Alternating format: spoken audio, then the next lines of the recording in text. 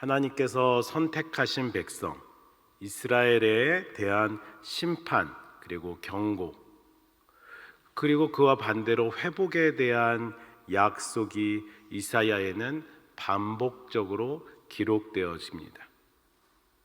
그 가운데서도 우리가 함께 읽은 이사야 31장의 1절, 이 이사야 31장을 포함해서 28장에서 35장까지는 화와 복의 노래라는 별칭이 붙을 정도로 심판 그리고 구원이 반복되어져 기록되어져 있습니다.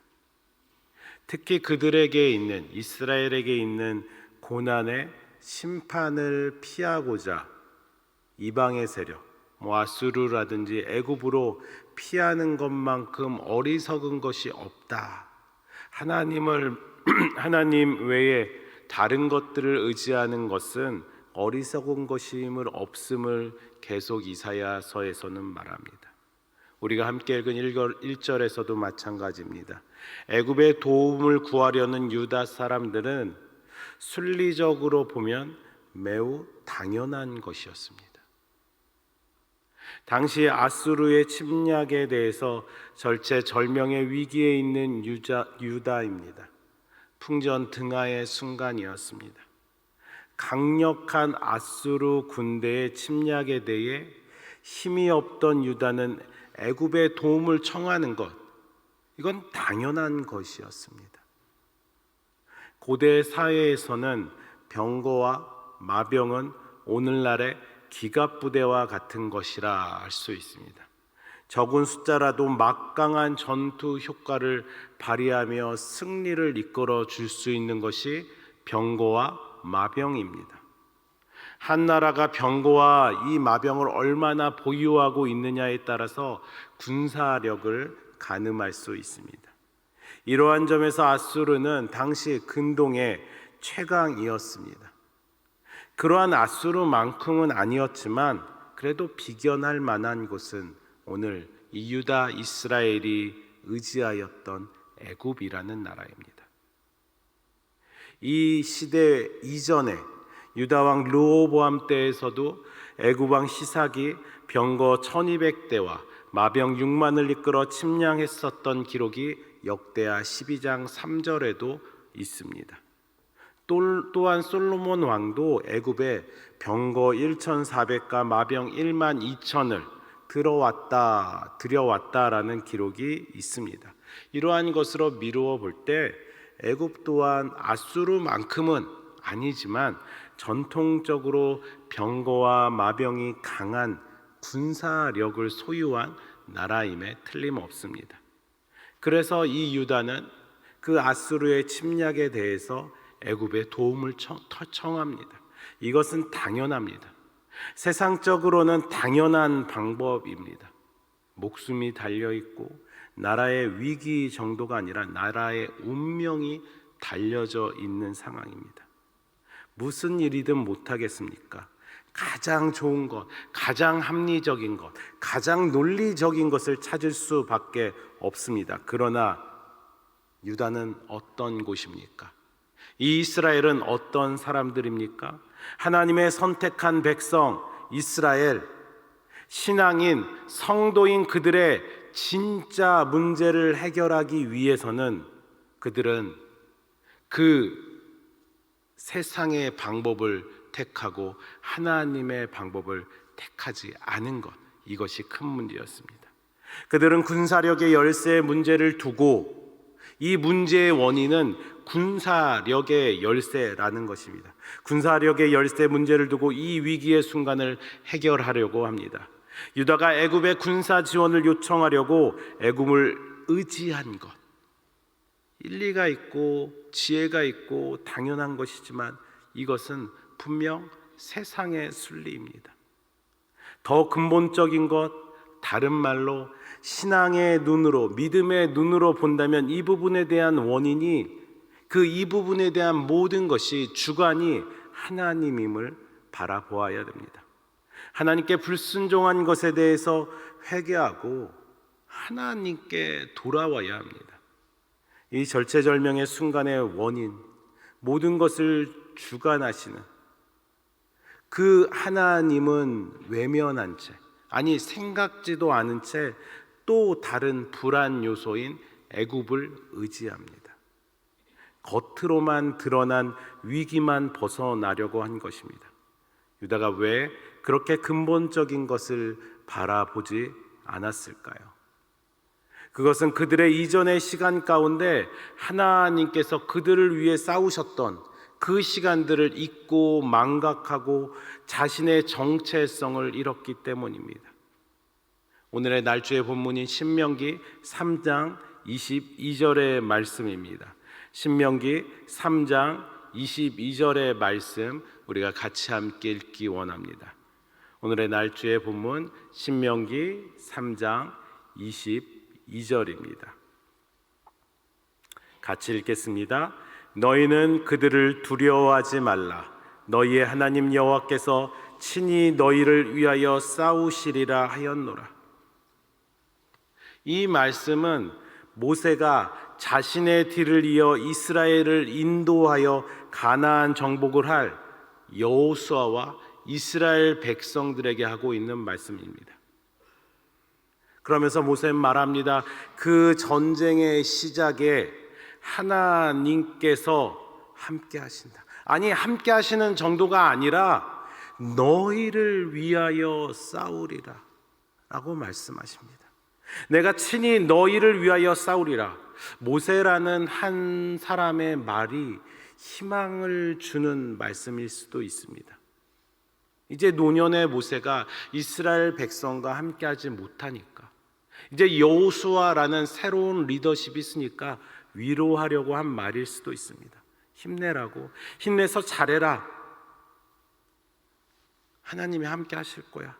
그런데 우리는 이 하나님이 함께 하실 거야 라는 이 모세의 말씀의 결과를 너무나도 잘 알고 있습니다. 모세라는 한 사람을 통해서 한 말이지만 하나님께서는 실제로, 하나님께서는 정말로 그들을 위해 싸우셨습니다. 따라서 이스라엘 백성들은 알고 있습니다. 하나님은 결코 우리를 내버려 두지 않으신다. 하나님은 우리를 위해 싸우신다. 우리를 대적하는 적군이 아무리 막강하더라도, 병거와 마병이라는 정말 강한 군사력을 가졌더라도 하나님께서 다 이기신다. 이스라엘 백성들은, 신앙을 가진 사람들은 분명히 알고 있습니다. 모세의 말이지만 이 말을 통해 하나님의 말씀과 명령으로 받고 출애굽한 이스라엘 백성들은 가나안 전쟁 가운데서 그 땅을 쟁취하게 됩니다. 하나님께서는 이스라엘에게 그렇게 말하셨고 가나안 땅에 그렇게 이스라엘을 위해서 친히 싸우셨습니다. 다시 우리가 읽었었던 이사야의 말씀의 그 시대를 생각해 봅니다. 이스라엘이라는 유다의 나라 아수르로 인해서 풍전등화와 같은 어려운 순간입니다. 나라의 운명이 달려 있습니다. 하지만 그들은 분명 그들의 역사, 그 이전의 시간 가운데 하나님이 어떻게 하셨는지, 자신들이 지금 서 있고 있는, 살고 있는 이 가나안 땅 가운데 어떻게 정착하게 되었는지 그들은 분명 알고 있을 것입니다. 그래서 그 하나님을 기억해야 합니다. 비록 1000여 년 전 모세에게 한 말이지만 이 말씀의 하나님은 여전히 살아계시고 친히 너희를 위해 싸우신다라는 그 말씀을 기억해야 됩니다. 신명기 3장 22절 너희는 그들을 두려워하지 말라. 너희 하나님 여호와께서 친히 너희를 위하여 싸우시리라 하였노라. 그들이 우리보다 힘이 월등히 세더라도, 우리의 힘으로 대적하기 어렵더라도 그들을 두려워하지 말라. 그들에게 겁먹지 말라. 전능하신 그 하나님이 제일 강하다. 하나님이 다 하실 수 있다. 그리고 그 하나님이 너희를 위해 싸우실 것이다. 여러분, 하나님께서는 말씀만 하지 않으십니다. 이렇게 말씀만 하지 않으시고 친히 우리를 위해 싸우시는 분인 줄 우리는 믿습니다. 가장 강력한 우리의 문제에 대해서, 절대 해결하지 못할 것 같은 우리의 문제에 대해서 우리를 위하여 싸우십니다. 멀리서 싸우지 않으셨습니다. 친히 이 땅에 우리와 같은 연약한 육체로 오셔서 육체적 고난을 고통을 당하십니다. 뿐만 아니라 배신, 배반, 버려짐, 외로움이라는 마음의 고통을 당하십니다. 그리고 끝내는 저주의 십자가에서 죽으셨습니다. 여호와께서 친히 너희를 위하여 싸우시리라. 성경 곳곳에 나온 이 말씀과 이 증거를 위해서, 우리를 위해서 죽으신 그분은 무덤 가운데서 죽음에 대해서 승리하심으로 우리 삶 가운데 있는 모든 고통과 고난의 문제에 대해서 우리를 위해서 친히 싸우시는 작은 우리의 증거가 되셨습니다. 오늘의 날주 시편 85편 9절의 말씀 같이 읽기 원합니다. 시편 85편 9절의 말씀 우리가 같이 함께 읽기 원합니다. 같이 읽습니다. 진실로 그의 구원이 그를 경외하는 자에게 가까우니 영광이 우리 땅에 머무르리이다. 그의 구원이, 하나님의 구원하심이 그 고통과 고난 가운데서 적군으로 인해서 풍전등화의 같은 위기의 순간에, 그 운명의 순간에 그를 경외하는 자.